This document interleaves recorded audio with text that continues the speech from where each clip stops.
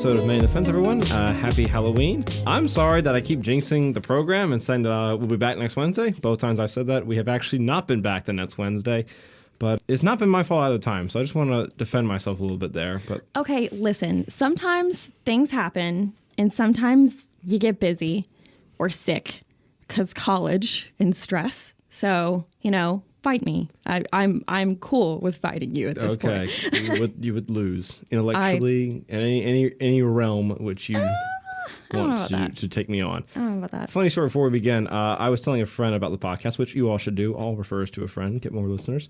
But he thought the show was called Men in the Fence, which I thought was hilarious. And then he thought I said Mike Pence. So I thought, wouldn't that be such a great podcast show? Mending the Fence with Mike Pence. And it's just him fixing fences the entire show. Wouldn't that just be fantastic? As long as he does not have to open his mouth and speak or look at me with his cold dead eyes, I'm okay with it. Wow. All right. That man is scary. I mean, come on. Everything aside, he calls his wife mother. That's scary. Yeah, that's not normal. But no, he's fine. He's fine. He's a good Christian dude. So you never, don't bash him too much. That's all I'm going to say. Well, just be sure to tell your friends who enjoy political discourse about our awesome show. I always do, yeah. I mentioned to Sam the other day, the show is called Mending the Fence, but we end up just arguing with each other and not settling on a solution. It's hard to do. It's hard to do. So we need to make a point to do that every single episode. Be like, all right, here's what we're going to do. All right, cool. Solve it. Fun news, though, before we get... this is a very light episode this week, so there's going to be a little bit more banter than normally. Whoop, whoop. But our first episode's got like 100 views on YouTube now. So. Oh my gosh, yeah. What up? Yeah. Okay, so comment, and then if you want to enter yourself in a giveaway for a hug or something, or a high five. Yeah. Comment if you want to insert yourself into a giveaway for 2 high fives, one from me, one from Sam. Oh Lord, a bipartisan high five. A bipartisan. See that? Look at that. Look at you. You're learning. Mm-hmm. Anyway, so we have one topic this week. It's not too hard, but I am confused as to why you wanted to talk about this in the first place. Age in politics, I believe, is what Emma wanted to discuss this week. So yes, y'all religious listeners may remember last week, or last week, I should say, whoopsie daisy, in which we were talking about election stuff in general. And I was talking about Walt Maddox, and I said that I liked the fact that he was younger. Mm-hmm. And you made a comment about something along the lines of, I hate young people in politics. That's how I sounded. Yeah, absolutely. I'm pretty spot on. Yes. So immediately, as soon as you said that, I was like, we have to talk about this next week. Like, I just got to have a sit-down conversation with you about all this. Because it's like, it seems like it's not a lot, but once you start unpacking it, it can be really interesting, and it can make for very good debate. It's like an onion, because it has so many layers. So, what do you want to say about having young people in politics, which will be absurd, I'm sure. Let's go ahead. Well, so as you may know, Sam and I are both young people, trademarked. Yep. I'm technically older than them, so seniority, my friend. Only physically, not in maturity. Listen, don't worry. We're gonna work on his ego a little bit. It's okay. So one thing that I notice is that you look at our representation and you see a lot of the same thing. You see typically old white males. Mm-hmm. There's the male part, which is, a lot more women are running for office, that kind of thing. That's on the way to, getting itself where it should be for a better representation of the nation. People of color are running more, which is cool because, once again, leads to a more representative democracy. But also young people are running more, which I find very interesting because let's think back to way back before we were even thought of, back whenever our parents were our age. Mm-hmm. How involved do you think that they really got in their politics at that time? A decent amount. 80s, I want to say, in that time period. So, the 60s, there was a lot of youth involvement in politics. So, it's not like this is the first generation to ever give a damn about policy or anything. Young people have been active in politics for decades now. But of course, you're right. But there's a point to all this. So ultimately, social media and the constant 24/7 news cycle has really dominated everything. And because of that, a lot of young people, millennials, Gen Z in particular, are getting more and more involved and more vocal about their opinions. Right. So whenever you have those platforms, you'll have people who might want you to run or that kind of thing. I don't know. But it's a good way to share your opinion. And because of that, I think, or at least that plays a part of it, I think that young people, since the state of our nation is always in their face, Right. I think that young people are finally thinking, okay, so what can I do? What can I really do? What can I actually do? Right. Do you see what I mean? Mm-hmm. So yeah, that was my thoughts on it. But one thing that you mentioned last week, or 2 weeks ago. you actually said to me like 15-ish minutes ago, I think, that like millennials in politics would be stupid. So tell me more about that, Sammy boy. Well, to start off with, I know one millennial who's involved in politics. You want to know her name? I talk about her all the time because I think she's just such a role model for the rest of Congress. And we should all really act like her. Last night, I prayed to God and I said, please, God, don't let Sam bring up that woman. Don't let him bring her I up. have to because this But is... just take it away. Just do it already. Okay, so in case you live under a rock and you don't know who I'm referring to Alexandria Ocasio-Cortez. Do you want to guess her age? She's like 28, I think. 29. 29. So she's at that area where, because you mentioned off air yesterday or 2 days ago, whenever it was we were talking, you said you didn't mean 16-year-olds getting involved in politics. You meant like 30-year-olds or 20-year-olds. This is like a prime candidate. She's in the ripe old age for that, to be involved in politics. And she's an idiot, like a complete and total idiot. She, two weeks ago, she talked about how when she gets elected to Congress after her inauguration, which congressional members do not get an inauguration, she will be signing bills into law, which is also something congressional representatives do not do. Okay, so don't get me wrong. I definitely believe with you that she is an idiot. I don't believe that she is a very accurate representation of what younger people would really look like. And plus, you also have to consider this. In your mind, you're probably thinking by young people, I mean a horde of 25-year-old to 29-year-olds who have not reached their 30s yet. Mm-hmm. Don't get me wrong. This is all a process. Nothing's going to change overnight. Right. However, instead of allowing the same super old people to continue getting super old, getting older, and to continue to keep running, we get younger faces. Young can be considered 45 in politics now. I mean, 45 to us is 25 years away. And so once that happens, more 40-year-old people, and then more 35-year-old people, and then more 30-year-old people, and then maybe some 25-ish-year-olds. But of course, don't get me wrong.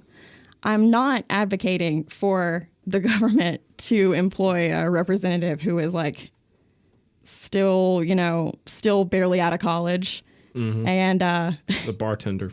Exactly. Everyone knows bartenders make the best politicians. That is true. Mm-hmm. That is true. Right. They have the best poker face. They really do. Yeah, except for Cassio Cortes.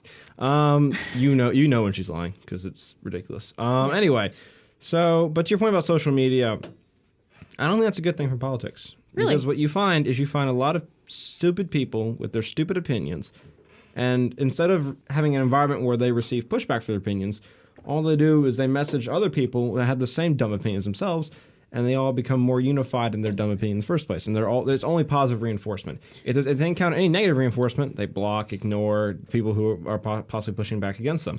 So social media doesn't expose new ideas. It just creates bubbles for people to live in. And that's why I think millennials would do a horrible job in government once they get to that ripe old age of 40. Because the people you're talking about right now, who you want to eventually be able to run for office, are people who are demanding safe spaces, are people who say that hate speech isn't constitutional, are people who will say that all straight white men are racist, bigots, homophobes, whatever. Those are not the people I want to see in power at any point in my lifetime, and I don't think it'd be beneficial for the country if they were ever in power. Well, that's why you have a right to vote, so that you don't have to put those people in power. Which, but I'm not saying that... I will be doing in about 20 minutes or so. Oh, yeah, this is a very special episode. Yeah. We're not going to spoil it yet. Sam votes. I mean, you already spoiled it. Great. Well, I haven't spoiled how I'm voting. You don't know. Great, you Sam. don't know me. Great, Sam. We'll let you sit with it. Yeah. We'll let you sit with it, dear listeners. Yeah. Back onto the topic. Now, I do believe absolutely that social media can become an echo tunnel. I think that's the term for it, echo tunnel. Echo chamber. It is true that social media can really become an echo chamber very quickly. But I think that is a very fixable problem. I think that if people were able to learn and exercise the idea of, civil conversation like this, then that would diminish a little bit. But I think the main thing about that is social media allows for a mask. A majority of people who were polled said that they would take like a death threat from Twitter less seriously than one made in person or over a phone call. But it's still a death threat. But there's this mask. So I would go so far to say that I do agree with you that, social media and everything has been bad for politics. It has. But now it's here. And we have to do something with it. We have to make it useful, however that may be. And I think that by allowing more, I guess I don't want to say tech-friendly because that sounds absolutely ridiculous. However, by young people not only running for office, but getting more involved with their politics, it can help to create a sensible cleanup, I would say, of what's going on in the sphere of social media. So your point is that we need to bring in people who have experience with social media to clean up social media. But I would say those people have been raised by social media, have been poisoned by it so much where I don't think we can trust young people in particular to handle dealing with social media because they're not brainwashed, but they're conditioned in a certain way to respond to certain things in social media, like the way we see how people respond to Trump's tweets. Well, everybody's conditioned if you think about it at this point. So are you, so am I. Everybody is. Mm-hmm. You can't discount one group of people for being conditioned and for having been raised with it. No, but there are studies that prove that certain demographics hold more value in social media than others. Yes, so that is true. For millennials, they hold way more value in social media than Gen Z does, than the baby boomer generation, than anyone older than them. They're very unique in that aspect where they hold a lot of value in social media, and they're not the kind of people I would trust to handle social media because they place so much value in it and they place so much authority in Facebook and Twitter, in whatever else. I'm not on social media very much, Instagram, whatever other service they have. That is true. It is impossible for me to send memes. I would not. I love memes, but anyway, I would not trust them to kind of correctly, I guess, address the issue of social media.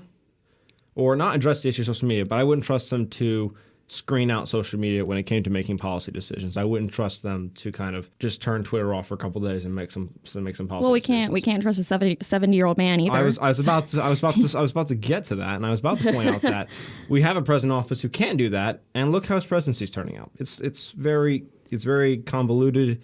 It's a bit of a dumpster fire at points. Mm-hmm. It's very unorganized, and we want that in Congress too. Here's the thing. So you have to understand, these people who would, fix, the social media climate, whatever, they would not be complete idiots like Donald Trump is. They would be elected officials who would be capable of handling what was thrown at them. Hopefully. We don't know what either party is going to run in every single election. I don't think Cassio Cortes could handle a baseball if it was thrown at her. I don't think so either. And I love that you just keep pointing her out because, she's my only example I've got right now. She's she's kind of a test subject for the millennial generation of politics. I see it because I don't think there's anyone else younger than her running right now. I mean, she is kind of, let's see, that's this kind of the experiment I see it as, the millennial experiment. Can millennials govern? Because she'll win her general election. It's against a Republican in like a plus 14 Democrat district. Oh, yeah, she will. She'll win it. So we're going to see how she governs. And I guarantee you it's just going to be a crap show. And I believe you, but it's because she's an idiot. Well, let's talk a little bit about this. So do you think that having continually older legislators really helps us? No, but I think there's an age where you should be able to. I mean, you can obviously. I'm not saying legally, but I'm saying there's an age where I think it's best to run, and that's in your late 50s, early 60s, because that's when you've kind of lived your life, basically, other than like going to Congress. You've lived your career out to the fullest you can get at that point. You've dealt with a lot of situations past. You recognize you've been through like the politics of the country for the last couple of decades. Like you'll see certain policies that work and certain policies that don't. Like Cassio Cortes was born in 1989. Oh, well, I thought that as soon as you were born, you just, had like a little Republican flag. Well, actually, it was, okay, so in the delivery room, there was Fox News playing, and I was just watching that constantly. when I came out of the womb. It was just straight into Fox News. And so as soon as you were just put into your mother's arms, just the America. Basically, yes. Yeah. That just happens. But anyway, it just with age comes experience. I'm not gonna say wisdom, but experience and perspective. And so when you have a bunch of 30-year-olds running for Congress, they don't have that perspective or that experience. Okay. And I can completely understand the experience whenever it comes to the political climates of the past years and everything. However, what would a good history lesson not do to fix that? Somebody who had actually done the research could potentially do very well in a subject like that. And there's your folly. Oh, look at you superior human being. Yeah. We all have I'm only human after all. Anyway, there's your folly. There are colleges all across campus who are making like American history a class. It's an optional class now. Like George Washington University, for example. Wow, I didn't 2 know years that. ago made American history an optional course if you want to be a history major. There are colleges who are not enforcing American history anymore. So there are plenty of people coming out of college who don't understand American history because it's not required them to understand it to get their major. So it's not that simple because some people are not being educated the ways you would think they should be or are. That is true. So it's not just, they're out of college, they know what's going on. It's not as simple as that. But whenever it comes to education, though, I look at, for example, Alabama, bringing it home a little bit. Bring it home. The people who are in the legislature at the moment, they don't seem to be very attached to doing anything about the very dismal scene of education in Alabama. Right. But the people who lived through it, the people like me who, had the terrible textbooks and the rundown schools and everything like that, we are committed to it. Mm-hmm. Not just 20-year-olds, but also parents. Say they're 35, 40, before that sweet spot that you mentioned, but still younger. People who are committed to different issues that need some attention. Issues that older people aren't necessarily giving that attention to. Do you see what I mean? Mm-hmm. Since we grew up in a different era, we sort of have to start taking charge of what we're going to be doing for the rest of our lives. Because personally, it does kind of bother me that, somebody who, this sounds very grim and I apologize for all this. It sounds very bad to me that somebody who may have like a good 5-10 years left is making decisions that, one could say they're just trying to better the world even after they're gone. And yeah, one could say that. It's just opinions at this point. Like I talked to Sam and I was like, so like what research did you do? He was like, there's not a whole lot that we can do. It's just sort of our own personal thinking. Right. But so what about in the case of, there was one doctor who said that, actually it might have been only one, but it might have been multiple. I don't know. But one doctor said that he knows of multiple members of the U.S. government who currently take medicine for dementia or other things like that. And at least whenever these health risks start coming about, whenever things that could affect somebody's mind, I think that's whenever the line should at least be drawn. Whenever somebody who is older starts showing those signs, they don't need to be able to stay in office. Okay, but I don't know anyone who is, other than the president, who's just behaving erratically on a daily basis in Congress. Well, neither do I, because we can't see that kind of thing because everybody else isn't televised every single day. And plus, White House doctors, or not White House, but government doctors can't betray, confidentiality. So we're never going to learn until something happens and it just comes out. Well, then I don't think you can argue that someone can't be in office for something you can't prove. Not necessarily. So let's put it like this. If you were going to go into a job that required a lot of heavy lifting, would you be taking that job if you had just torn a disc? No. 2 years before? No. Exactly. Whenever you have a job like government that requires so much of your mind, but also has such intense stress, it would make, I believe that somebody who is facing those kind of, diseases should not necessarily. Sure, but what you're talking about is like an extreme injury that would stop you. But if I went to that job and all I had was a busted pinky or something like that, I could still take the job. Even if I have some small medical issue, I could still Of do heavy course, lifting but stuff. we're talking about dementia and Alzheimer's, not a busted pinky.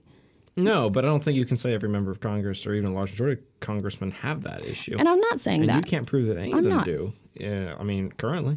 I think that you're missing the point of this. What I'm saying is, okay, so you realize that a lot of these legislators have doctors that will come to them or offices full of people who work in government. Their doctor's office is for government officials, Right. most of the time. Whenever you keep having a U.S. government doctor saying these kinds of things, saying, I know of people in the government at the moment who are facing dementia and Alzheimer's, that is worrying to me. And I'm not saying that it's a great majority. I'm not saying that. But I also don't know something either. I don't know if it's one person or if I don't know if it's a lot of people. We don't know that. And whenever a situation like this presents itself, if you think about it, by the time they're already this old, they already have so many opportunities that they could just go straight back to work if they wanted to. They could work in consulting. They could do a lot of really, really high-paying stuff. Right. You look like you want to say something. Go ahead. Well, I'm just going to point, I mean, if we're talking about ailments, I mean, millennials have very high depression rates. And young people today especially have a lot of mental health issues, not like anything like dementia, but stuff that can affect judgment, certainly. Certainly a lot of emotional issues coming out of the generation because of social media and stuff like that. So, I mean, you can talk about how old people have their mental issues, and they do, but so do younger people. They're just different forms, and they can both affect judgment. So no generation or no age demographic is immune to health issues across the board. 20% of millennials have reported having issues with depression, so they obviously can't handle stress. But here's the thing, though. You're vouching for the people with dementia. What's to say that the people with depression can't handle it? I'm just drawing an equivalency to where, sure, people with dementia probably shouldn't run in Congress or shouldn't run for Congress and shouldn't serve in Congress, but people who have extreme depression and who have to take drugs for that probably shouldn't either. Why if they have to take drugs for it? Why if they have to take drugs for it? Because clearly it's an issue that they have that, if not kept in check, it will spiral out of control, just like with dementia. That's why you talk about people who are in medicine for dementia, they shouldn't be in office. I mean, why should they not? If they have medicine to take care of it, why shouldn't they be in office? It makes me wonder about for them at least, it makes me wonder about the symptoms that often present themselves. But I understand what you're saying, what you're coming from. I do. So for that, I would say anybody who wants to work in Congress, whatever, should have a mental screening. I would be down for that. Sure. Would you be down for that? Absolutely. I would like to have people who understand the struggles of depression. I wouldn't mind having somebody who is depressed. I don't know. Like, I don't go out for a candidate saying, that girl's depressed, I'm going to vote for her. Who's that guy's got dementia. He's got my the vote. biggest frown on their campaign website. Yeah, I would say that mental screenings would help a lot with that. But where are they? They're not going to happen. The point of all of this, the point that I'm trying to make with this whole debate is throughout my life, this is a perception thing. Okay. So I'll give you that. Throughout my life, I've constantly seen older people reject change, often whenever it's very good. I've seen that happen a lot, especially with older people. I'm not saying that I'm offering no qualitative evidence. I am specifically going off of anecdotal stuff. Right. I know that millennials can be that way too, but you see how well the currently older legislators are handling the way that the social sphere of the world is at the moment. I mean, other than the president, I can't complain about Congress too terribly much in terms of social policy. Yeah, probably could, but that's opening a whole. That's a nother partisan issue, not really an opinion issue. A dementia issue there. Yeah. Anyway, do you have anything else you want to say before we move on to my ballot? Your ballot. Ooh. My ballot. Well, why don't we go out with closing statement? I guess we'll do closing statements. Okay. Kicking all older people out of office is not what I'm suggesting. What I am suggesting is encouraging younger viewpoints, younger directions, fresh faces, people who understand technology better, people who are very driven, very goal-oriented, And a lot of times, millennials are those people. And it's not just millennials, it's the ones before us. I don't remember the other generation's names because I'm having a brain fart at the moment. But whenever it comes to new directions, new faces, a new way to take this country, a change, you think of younger people. At least I do. So, of course, don't place all of your faith in a 29-year-old person who does not know what she's really talking about, so that it sounds. And also, Miss Cassio Cortes, if you're listening, I think that Sam actually just has a little bit of a crush on you. That explains his his obsession with her. Wow. As someone who's in a relationship, I take offense to that statement. Oh, look at you. Yes. I think that's the first time I've ever heard you take offense to anything. Mm-hmm. It's very rare.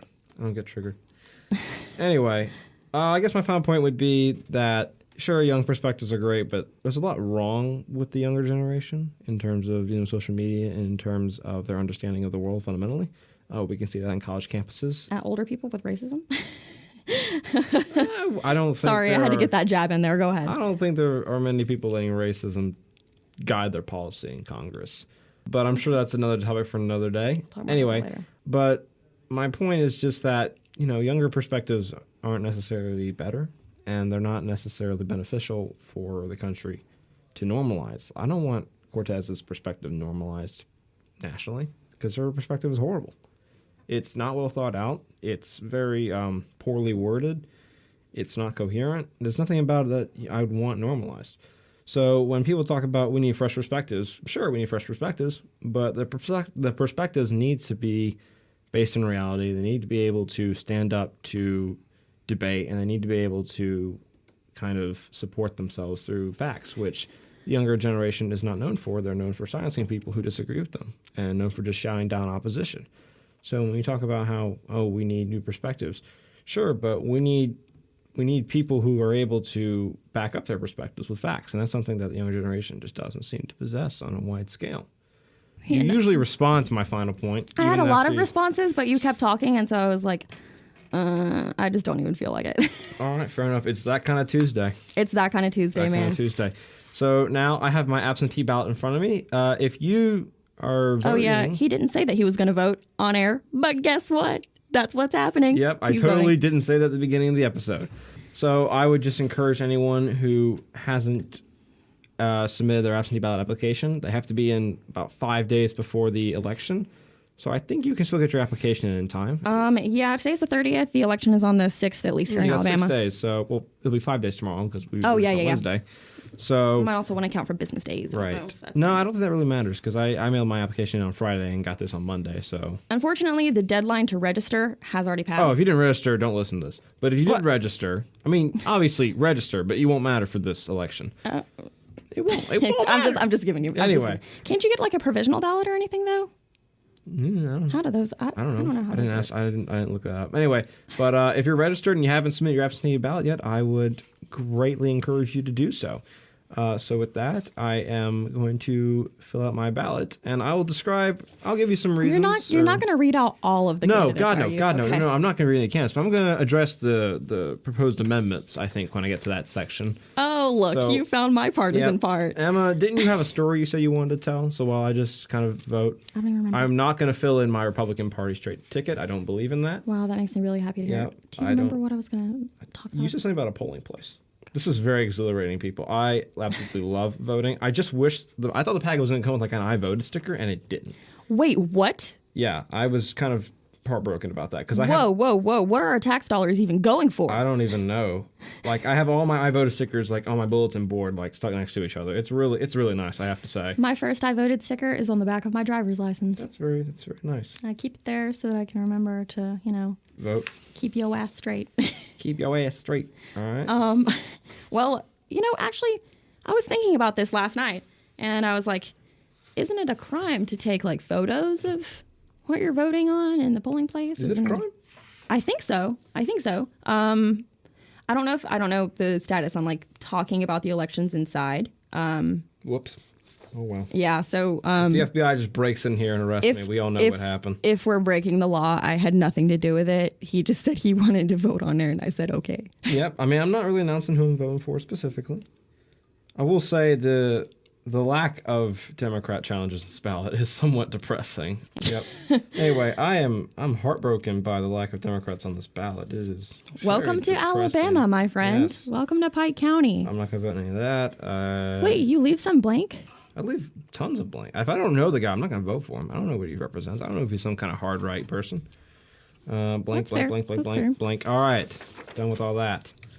I typically at least like make a point to research and be like, all right. I know guys. him. I'm sorry about that. I don't know. I feel like I should have looked that up, but I didn't. I am so excited to vote. Like, I have to go Isn't back. it great? It's great. I actually have to go back home to vote on the 6th. But I'm cool with that. Oh, okay. Yes, I remember the story that I was going to tell. Okay. So, Well, now I'm at the part where I actually want to talk, so well, make it quick. I'll hurry. So I live in a very small town at the very southeastern tip of Alabama, and my polling place is the most adorable little place. It's in a train station, and all these people, like, they've been there since the first time I voted, and my parents used to take me in there to vote whenever I was a little kid, and so they all know me, and it's great. Like, they're just the most delightful people ever. As most people that I've encountered in polling places are pretty delightful. But Right. So go ahead. the First Amendment, proposing an amendment to the Constitution of Alabama of 1901, providing for certain religious rights and liberties, authorizing display of the Ten Commandments on state property and property owned or administered by a public school or public body, and prohibiting the expenditure of public funds in defense of the constitutionality of this amendment. I will be voting no. Thank you. I don't Thank you. I don't agree with that as a principle, and a lot of people talk about how church and state's taken out of context, and maybe it is, but I don't want that. Seems to be an endorsement of at least a pseudo Judaism or Christianity, and I don't think that's government's role to prop up any kind of religion. If it was, I don't know, an Islamic symbol or a Jewish symbol, I guess it's a Jewish symbol, but if it was an Islamic symbol, I wouldn't be for it. I don't think government has any business kind of propping up religious icons at all. It undercuts the credibility of government whenever they pull stunts like this. I don't know if I want to cut in on whatever you say because, I have opinions, or if I want to wait until the partisan part.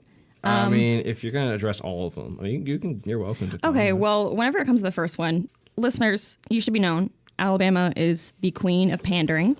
The only reason that this is on the ballot is because of the fact that Roy Moore got removed from office because he displayed the Ten Commandments. So at this point, it's just another amendment to just throw on to the 928 amendments that we already have. Vote no. It's worthless. It's not going to do anything, really. Yeah. I will be. This is a bit of a maverick issue for me. Is that the second one? Why don't we is go the to the? second Why one. don't we save that one for last? 'Cause that Okay. one might be Okay.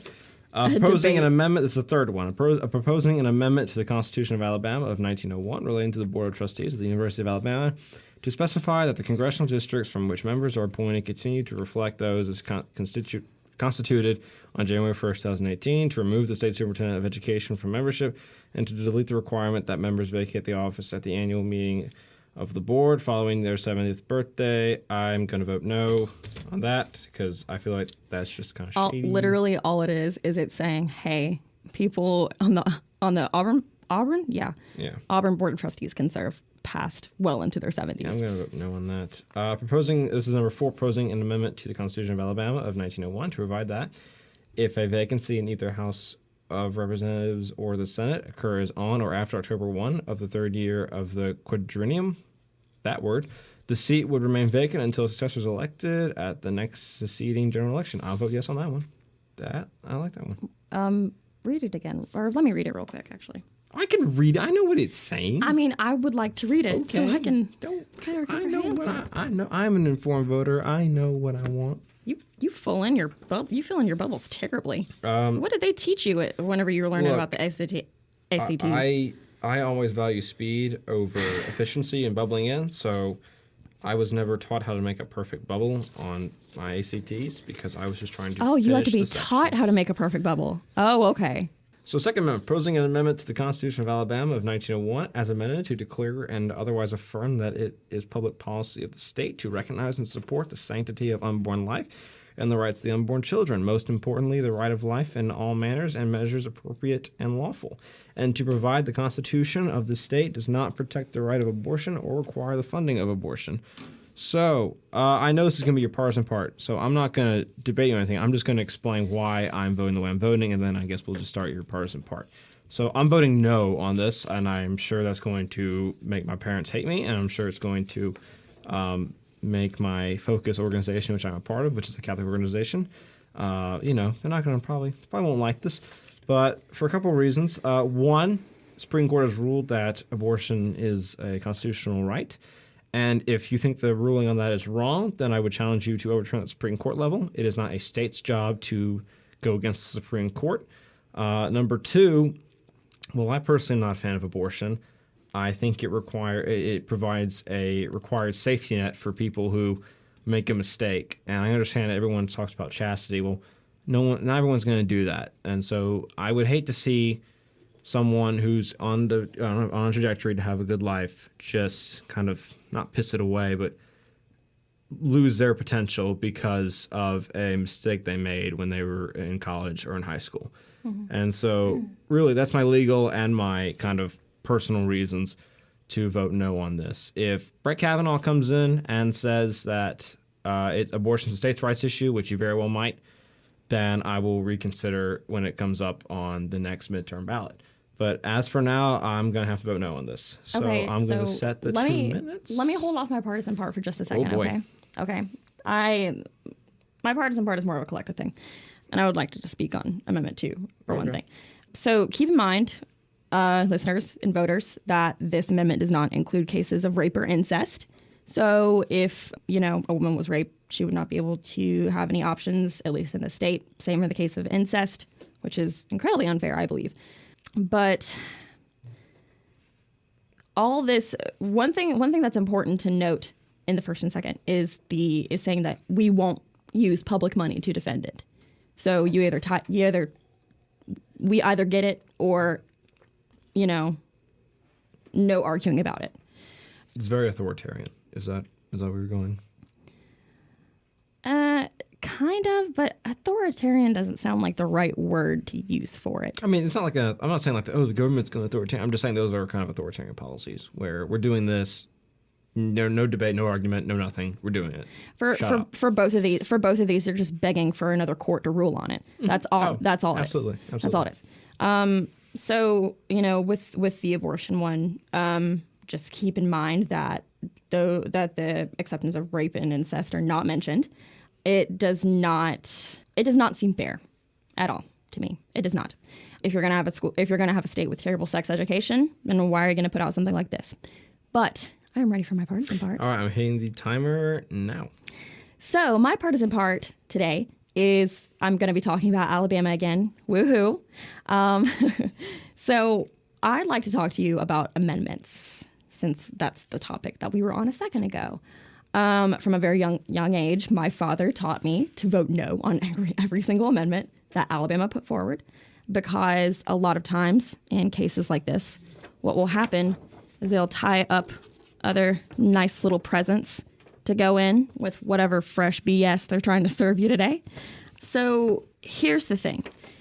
They purposely phrase all these things so crazily, so ridiculously, that they're difficult to understand. They're trying to confuse you. And plus, whenever it comes to cases of amendments number 1 and 2, that is just pandering. You and I both know that these are not going to last in a court, right?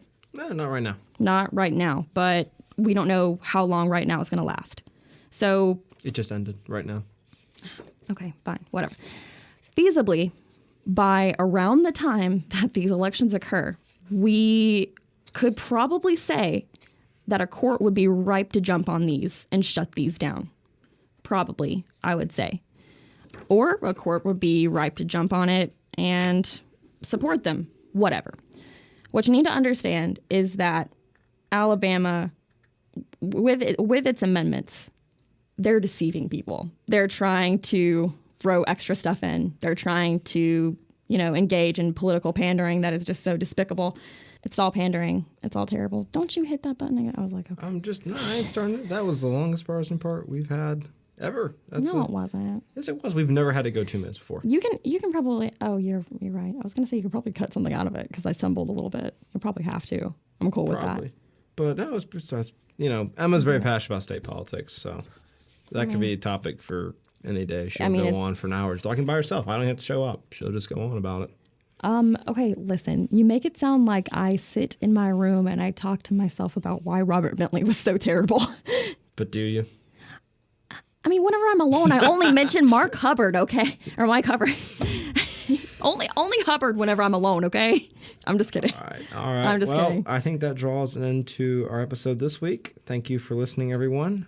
We may be back next Wednesday, but I was thinking that we'll put an episode out next Friday and we'll record on Thursday because the midterms are a week away. Dun, dun, dun, dun. Yep. It would be a real shame to just have a episode the night of and not be able to react to the results. So I'm going to talk to our awesome producer, Joey, who is, again, not in the room. I'm going to talk to him about possibly letting us record next Thursday and put an episode out next Friday. So look alive for that, folks. So there's no episode out next Wednesday. Don't worry. We'll probably have one coming out on Friday. And also, we also got an Instagram. Yeah, look at us. We're on the gram now. We're doing that social media thing, We are literally just mending the fence. Yep. Go and give us a follow. Not men in the fence, mending the fence. Not men in the fence, mending the fence, Also, Mike Pence is not affiliated with us, so. Oh, thank God. I don't know. I would have to leave if he was. Yeah, like he is a, no debate. If he's there, I'm gone. All right. All out. All right. Goodbye, everybody. It's good to know what we can scare you away with. Have a good Halloween, everyone. Or a happy Halloween, as they say. Have a spooky Halloween. Yep. If you want to get scared, just look at the news for a while. If you want to get scared, think about how Democrats are probably going to control the House this time. Oh, my God. Week. So that's a pretty scary thought for me. I don't even feel like coming up with a rebuttal for you. Goodbye, everybody. Have a great Halloween.